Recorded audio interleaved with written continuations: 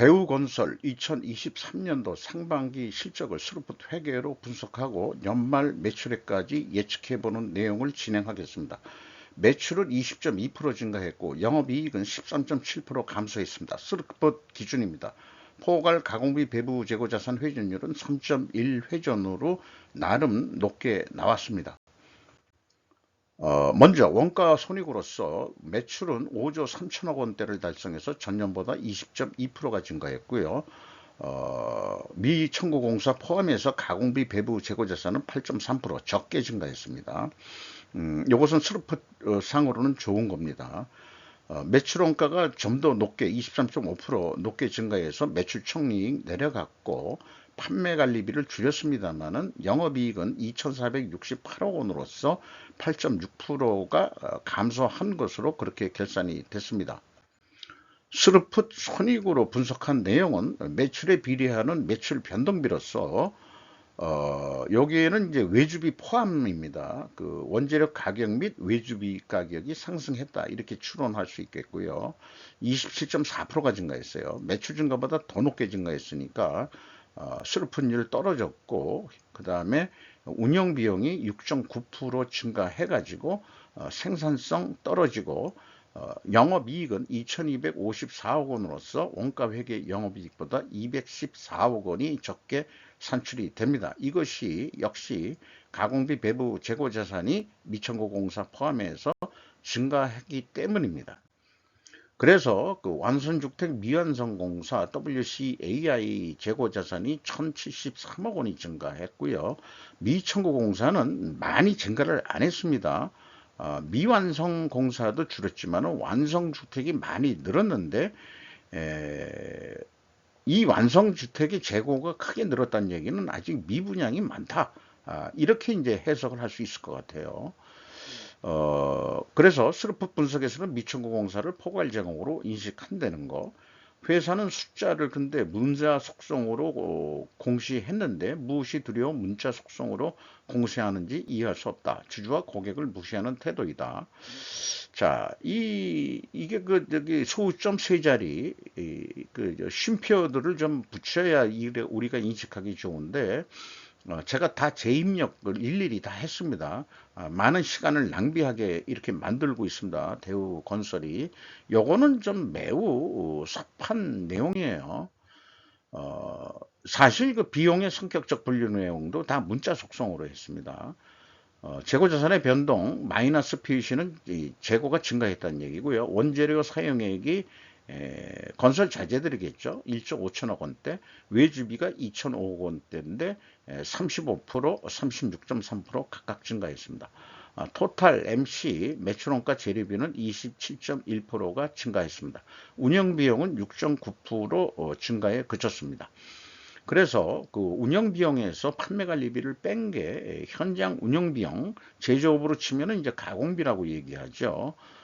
요것이 9.6% 금액상으로 증가했습니다만 총 건설 비용에 대해서는 2.5% 감소했고 또한 그 재료비로는 그 외주비 포함해서 2.5% 증가했기 때문에 원재료 및 그 외주비가 상승했다라고 2차 추론도 1차 추론하고 같이 동일한 추론이 나오게 됩니다. 재고자산 매출원가 회계 투명성 관계 검증 3단계로서 PQ 총 건설 비용의 그 차이액이 있는데 123억 원이 있습니다. 요것은 그 생산 재료비하고의 차이도 마찬가지인데 여기서 표현을 해봤으면 미청구공사의 증감액입니다. 그렇기 때문에 뭐 일치를 합니다. 그러나 전년도에는 17억 8,200만 원의 차이가 있습니다. 요게 최종 무엇인지는 추적이 불가능했습니다. 그 다음에 2단계로서는 그 올해 거는 맞는데 전년도 역시 동일한 금액으로 차이가 있고요. 현금 흐름표 기준해서는 전년도 현금 흐름표는 일치를 하는데 올해 상반기에는 81억 원의 차이가 있는데 이게 뭔지는 차이를 모르겠습니다. 현금식으로 읽으면은 현금이 663억 원이 들어왔으면은 재고가 663억 원이 감소해야 되는데 58억 581억 원뿐이 감소를 안 했거든요. 그러니까 81억 원의 현금이 어디서 하늘에서 꽁돈이 굴러 떨어진 거냐? 이거 잘 모르겠다 이거죠. 이렇게 그런 이게 있긴 있습니다. 어, 그리고 이 미천구 공사에 대해서도 이 증감 차이액이 굉장히 큰데 미천구 공사의 장기 공사 손수금 등 상계 그래서 미천구 공사가 공사 선급금하고도 상계를 한다. 뭐 이런 그 복잡한 관계가 있는데 그 차이를 감안해 주더라도 갭은 더 늘어난다. 이런 얘기가 있어요. 수주잔고 공시 방법은 중소기업 공무부 수준이다. 왜냐하면 회계기간 개념이 없기 때문이다. 요게 이제 일반 회사에서 저도 그 직장 생활 해봤지만 공무부 직원들이 하는 방법인데 이 회계기간 개념이 없어요. 그 일반 엔지니어들이. 그래서 사실은 그 수주사항도 현대중공업처럼 전년말 그 수주잔고가 얼만데 올해 도급 수주가 얼마 됐고 완성 공사액이 얼만데 그게 이제 그 손익계산서 매출액하고 일치를 해야 되겠죠. 그래서 수주잔고가 얼마다. 그래서 뭐 현재로서 45조가 그 수주잔고에 있다. 이렇게 되어 있습니다. 그래서 이런 얘기를 말씀드리고 싶어요. 이 대우건설을 통해 가지고 KIFRS 1115에 따른 수주산업에서 미천구공사 또는 계약자산이라고 합니다는 과연 필요한 것입니까? 라고 서로 그 대화를 해봤는데 답변은 현대중공업 대표를 역임했던 분의 견해는 1년만 원가손익상 손실을 각오하는 의사결정을 했다면 그러니까 CEO가 결정을 해야 되는 거죠. 밑에 사람이 전혀 할 수가 없어요. 이런 거는 굳이 도입하지 않아도 된다. 왜냐하면 수주잔고가 있고 지속적으로 제공품에서 완성품 인도는 연결되기 때문이다. 이런 얘기가 되겠죠. 미완성 공사도 있고 그렇기 때문에 다 그 미완성 공사로 그러니까 포괄 제공 개념으로 생각하면 되는 거지.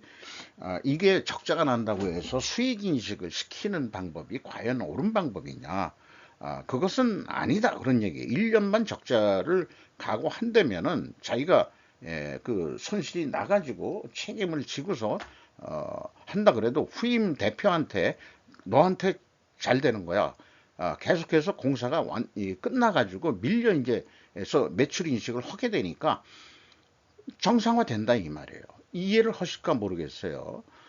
그래서 이 미천구 공사라는 거 존재 가치가 저는 필요 없다고 생각하는 사람 중에 하나고 현대중공업 사장 출신하고 직접 대화를 해 봤는데 그분도 저의 의견과 동일한 견해를 가지고 계십니다. 운영비용으로서 인건비가 3,668억 원이 집행이 됐는데 1.5%가 감소했어요. 직원 수는 근데 거꾸로 321명이 증가했어요. 그래서 1인당 매출이 아니 그 인당 평균액이 1억 2,400만 원으로 좀 줄었습니다. 지급 수수료가 14.1%또 감소했습니다. 요거는 이제 뭐 현대건설 했을 때도 써먹은 얘기인데 질문할 사항이 없습니다. 경영평가 지표로서요, 포괄 가공비 배부 재고자산 회전율이 3.1회전으로 상승했는데 슬로픈율은 하락했습니다. 이렇게 역방향이면 부식회계 개연성 가정을 하는데 반증을 대우건설이 해야 된다면 원재료 및 외집이 가격 하락과 수주 판매 하락으로 입증해야 되는데 1, 2차 출원과 모순되죠. 이런 게 있습니다. 그리고 그 이자 부채 레버리지율이 40.7%면은 상당히 그 레드존 빨간 지역에 적색 지역에 지금 들어와 있다 이렇게 볼 수 있겠고요. 중흥건설이 새로 인수했습니다만은 이 이자 부채 레버리지를 줄여야 될 것이라고 생각을 합니다. 투하자본 이익률도 감소했고요. 구두상으로 말씀드린 거를 도표로 표시해 본 내용이고요. 그래서 그 원재료 가격이 이 하락했을 것이다 하는 추론이지만 실질적으로는 이 상승을 했죠. 그런데 대우건설에서 이 신뢰도가 좀 부여되는 것은 이 매입 비중을 다 일일이 표시를 해줬어요. 그래서 건설회사에서 가장 많이 들어가는 이 자재가 뭐냐면 레미콘인데 이게 매입 비중이 53.2%고 철근은 38.9%뿐이 안 됩니다. 이 철근 가격이 올랐다고 해서 철근들을 빼먹고 그랬는데 이걸 가중 평균으로 하면 5.4% 상승했어요. 그리고 아파트 분양 가격을 친절하게 표시를 했습니다. 요게 이제 이 평방 메타당 1,000원이니까 1,000만, 10만, 100만 한 490만 원이 되겠네요. 그러면 평이면은 한 500만 원이라고 보고 3.3을 곱해 보면 한 평당 한 1,600 이 정도가 될 것 같습니다. 어쨌든 이 4.9% 인상이 됐어요. 분양 가격이. 전년도에는 더 인상이 됐고 매출 비중이 근데 또한 있습니다. 그래서 가중 평균 가격으로는 3.3% 아파트 분양 가격이 인상이 됐다. 공시 데이터는 아파트만을 대상으로 공시했다. 원재료 가격 상승했다. 반중 추론은 성립하지 않는다. 그 원인을 추정해 보기로는 미천구 공사의 변동 때문으로 해석이 됩니다. 아파트 분양 가격은 원재료 상승률에 비해 적게 인상되었다. 상대적 표현으로는 하락으로 인정할 수 있다. 그러니까 분식회계 개연성 가정을 세웠는데 이런 백데이터의 성실함을 봤을 때는 상대적 표현으로는 수주 판매 가격이 이 분양 가격이 내려갔을 것 같다는 것은 인정할 수 있지 않겠냐. 전반적으로 다른 도급공사, 광급공사라든지 민간공사라든지 이런 걸 포함해서요.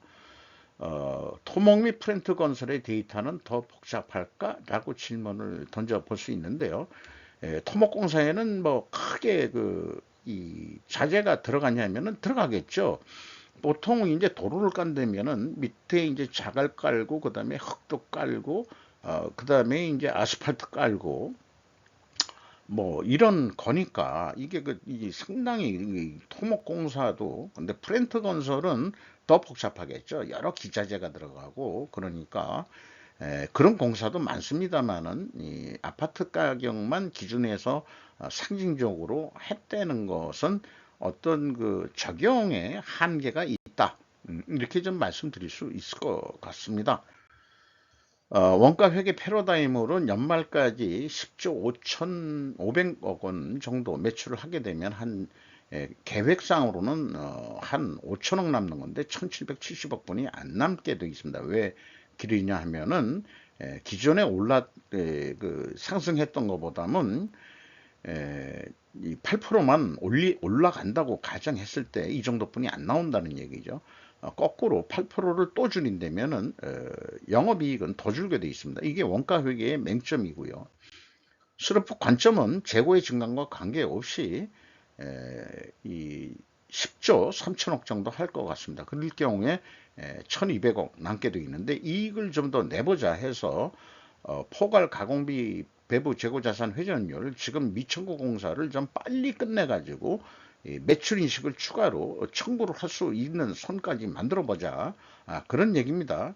새로운 수주 계약을 한다는 게 아니고 그래서 매출 인식을 추가로 해서 11조 6천억 정도 하게 되면은 4천억 수준의 이익이 날 것이다. 그리고 스루풋 기준으로는 이걸 그냥 어떤 평당 단가라고 얘기하면은 1,030만 원인데 원가 회계 기준은 1,050만 원으로 스루풋 기준으로는 단지 20만 원이라도 싸게 공급할 수 있다라는 점을 말씀드리고요. 그 다음에 분석 경험상 4분면 이 매트릭스 표를 작성하게 됐는데 재고가 증가했어요.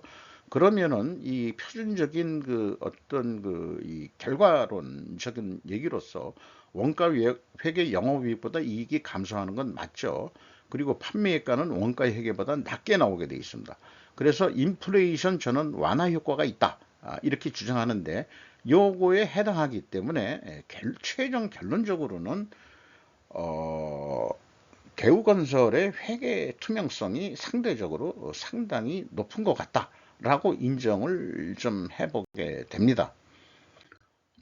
그러나 그래서 그런지 어쩐지 모르지만 주가는 4,660원으로서 480원 상승했고요. 장부 가격 대비 61%로 현대건설 수준만큼 올라갔습니다.